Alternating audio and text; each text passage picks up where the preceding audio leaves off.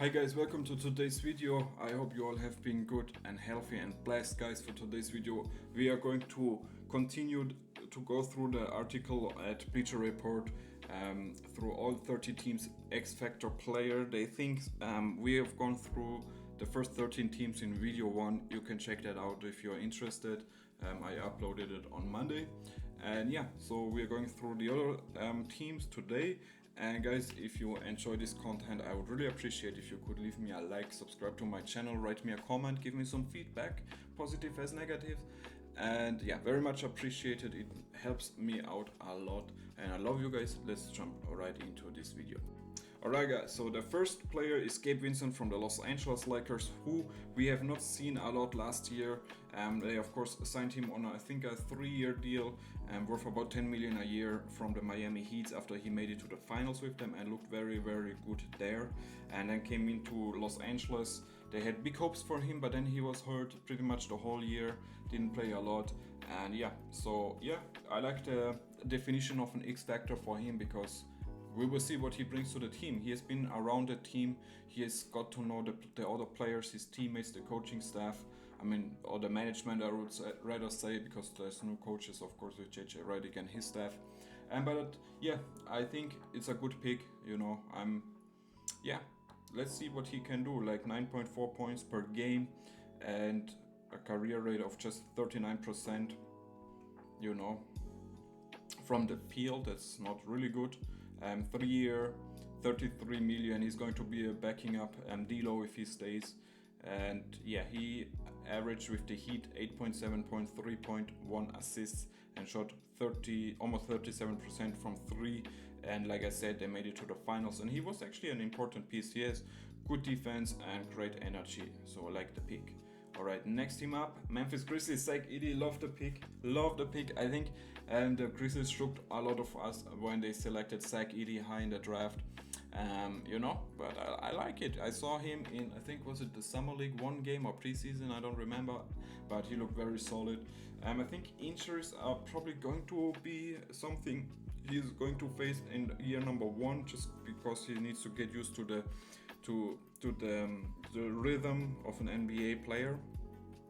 And yeah, but yeah, I love the pick because yeah, he could definitely be an X Factor. Imagine if he turns out great, and then Ja Morant, Desmond Bain, Triple J, and Zach Edey. That's going to be sweet, man. It's going to be like grit and grind, man. When Zach Randolph, Mike Conley, Marc Gasol, and those guys were wearing the Grizzlies uniform. I used to love that so much, man.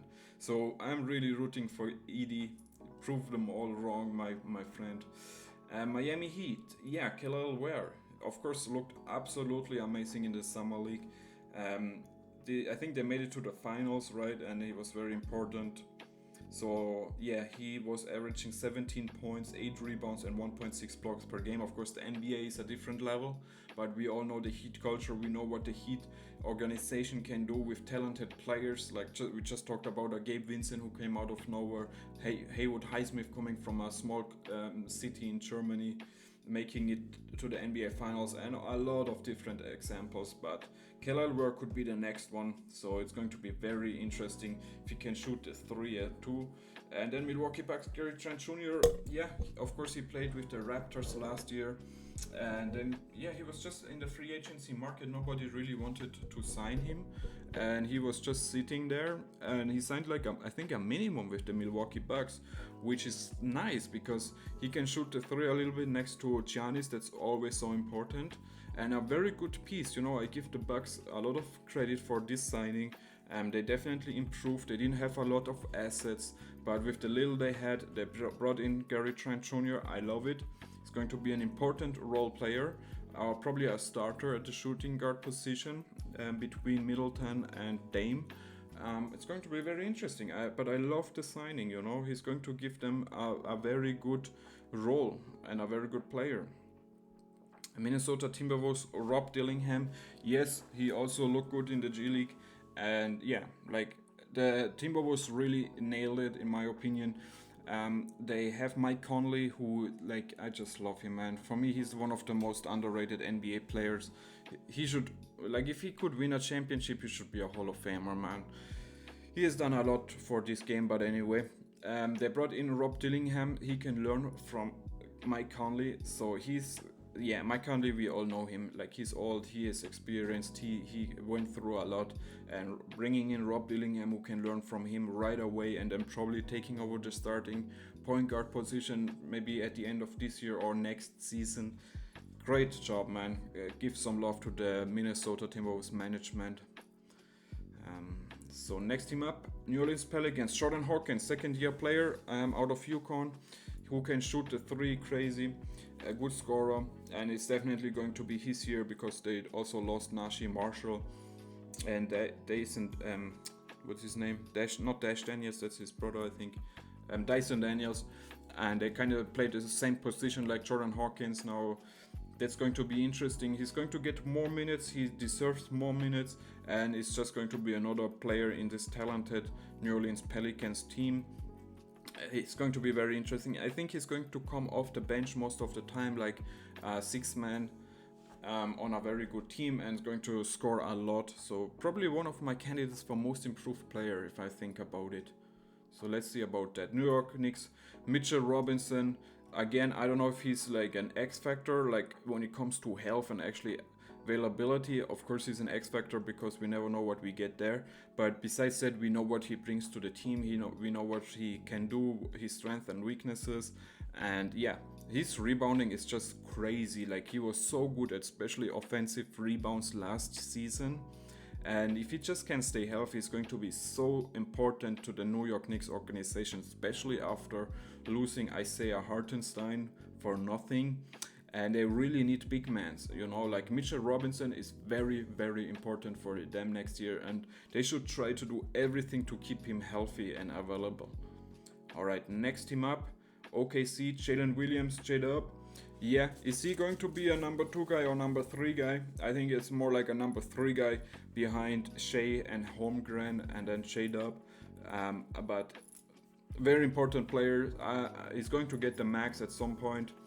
And yeah, I don't know. There's not much you need to see for me to say about him. For me, he's like a top 50 player in the NBA at the moment. And once again, an underrated player. I love his competitiveness. Like, he's such a great competitor. Like, just watch interviews from him. He looks humbled and just very good athlete. And yeah, out of Santa Clara. Now they brought in Alex Caruso for Josh Giddey. I think that should help him because Caruso doesn't need the ball as much in his hand like Giddey. And so that means probably he's going to get more touches. Like I said, I don't think he's a number 2 guy. Maybe he is. It's going to be interesting in just kind of where the Thunders are going towards in the future, and with their team structure. They also have so many draft picks. They probably make another big trade. I think Jalen Williams could be in a trade package because like they need to make some decisions when it comes to giving out max contracts. Like definitely Shea and Holmgren are definitely 2 guys with max contracts, and then is Jalen Williams are going to get one, but let's talk of the future for next year. I think he's going to stay, and yeah, he's going to have another great season, especially also with bringing in Caruso and Hartenstein for defense, and he can really focus on defense as well, but offense too. And speaking of defense, Jonathan Isaac of the Orlando Magic, let's just hope and pray that he can stay healthy. Like I said many times, for me, he's the world's best defender in basketball. He brings all the needs and the tools with him. Like, look at his body, look at even in this picture, look at his long arms. Let's just hope and pray he stays healthy. Also a great character, very believes in God, very strong. You can even watch some videos of him preaching to the people, God's message and everything. So very exciting player, a very good player. Let's just hope and pray he stays healthy. He's more of a power forward, small forward for me than a center. He did get some minutes as a center. I didn't love that, but he still can do it, and he can shoot the 3. One of my favorite players, to be honest.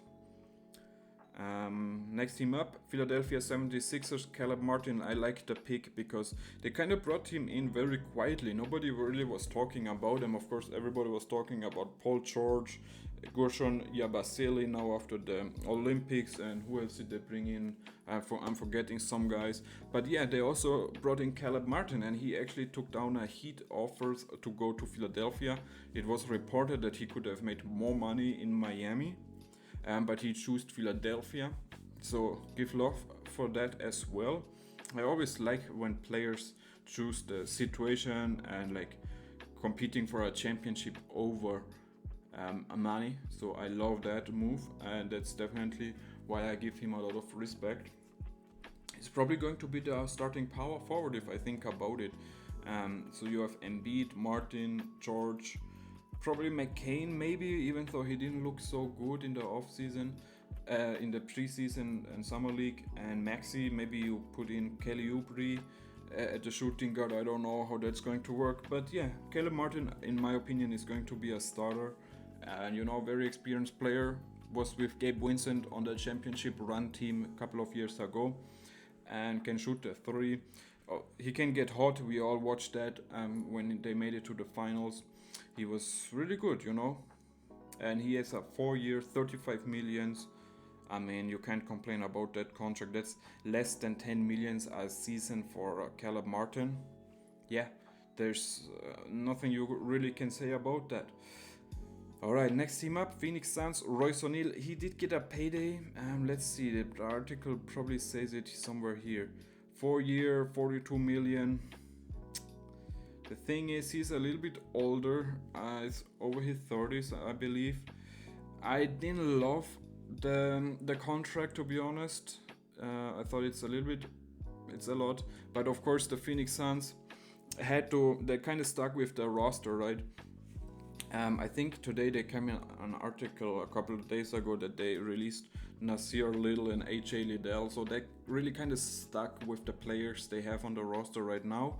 But besides that, they actually brought in Tyus Jones and Monte Morris, so very good point guards, and I love that the Phoenix Suns came to realize that they need an original point guard, because that was something last year they kept saying, like commentators, experts, that coaches, everybody said we don't need an original point guard, and I was always I didn't understand that, because a point guard just thinks differently as a shooting guard. If you're a learned shooting guard, you think differently than if you're a point guard who really learned his craft, right? And they realized that it didn't work out. They brought in Tyus Jones and Monte Morris, who both are original point guards, and I think the Suns are going to be much better next year. And yeah, but Royce O'Neal, I like the pick as an X factor. This year should be fine, next year should be okay, but then his contract looks a little bit bad in my opinion.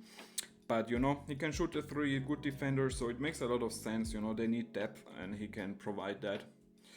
Alright, next team up, Scoot Henderson and the Portland Trail Blazers. Yeah, after the kind of disappointing rookie year, it was a little bit harsh sometimes. Like, he got a lot of hate and criticism. Some of it was deserved, some of it wasn't. But just give him another chance. Is he ever going to live up to the standard that we thought he could be as a prospect coming in? Probably not. He's probably not a franchise player, but he still can be a very solid point guard. And yeah, just give him, like, let's give him the keys. Let's give him time. Let's let him show what he can bring to the team, right? And yeah, I like the pick as an X factor, because just give this season, just give it to him. Let's see what he can bring you, and full trust on Scoot going forward. 14 points, 5 assists. For a rookie, it's alright. Don't hate it. Sacramento Kings, Keon Ellis. Of course, the Kings have an interesting shooting guard position. So they have De'Aaron Fox at the point guard. Shooting guard is a little bit open, and small forward DeMar DeRozan, who they brought in via sign and trade, and then Keegan Murray and Domas Sabonis. So the shooting guard is really that position, which is a little bit open, and it's interesting because they have two very good players in Malik Monk and Keon Ellis. They were able to sign Malik Monk, on a long-term deal.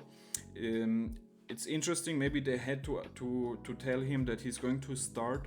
But just if you think about the starting five, I think Keon Ellis makes more sense because he's a good defender, a better defender than Malik Monk is, definitely.